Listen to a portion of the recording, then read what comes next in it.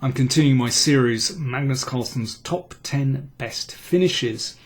And last time I set you this puzzle.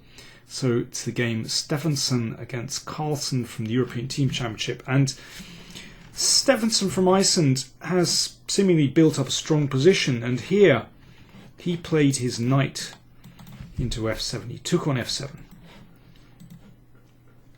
And king takes f7. And now the Icelander followed up with rook e3, threatening rook f3, simply winning black's queen. And here was where I left it.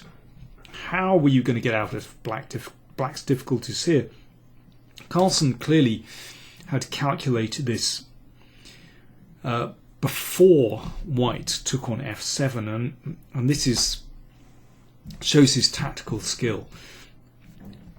If you move the king to the side and play something like here, well, there's a lot of pressure on the knight.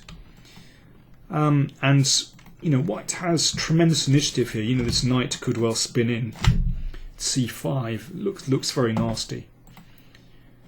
But Carlsen had calculated that bishop takes d4 is a winning move. So rook f3, and it's the only way to try and justify this piece sacrifice. Pinning the queen. Carlsen took, and here's what he'd spotted. Bishop takes knight. And in this way, black ends up with rook and two minor pieces, bishop and knight for the queen, which is a winning advantage. So Stefansson took on d8.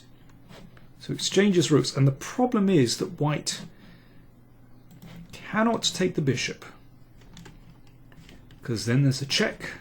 King comes up, and knight f4 check wins the queen on c3. So king up, knight e2 with a nasty fork.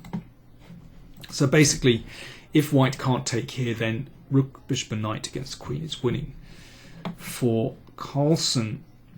Stefansson tried f4, but well, this didn't help. After rook d4, he actually resigned, and this is very neat again. Well, if the queen steps back, then simply bishop takes b4, and it's not getting better for white. But let's look at the main tactic. Queen takes bishop, rook d1 check, and once again the queen is lost, because after check the king steps up to the third rank, and then rook d3. So all the tactics work for black in this position. Very nice finish. Okay, next game. Well, it's another endgame. Carlsen against Wang, played in Romania in 2010. Carlsen is the exchange up. You can see that rook against bishop, but this bishop is solidly protected and protects those queenside pawns too. And black has a pawn for the exchange. So it's not so easy to win this position. Well, it takes a lot of skill, actually. Let me show you what happened. Bishop d5. g3 from Carlsen. That means his king is free to maneuver. So, well, no, I'm not going to say anything. And now Wang played g5. Now it's over to you. What did Carlsen play in this position? Solution in the next video.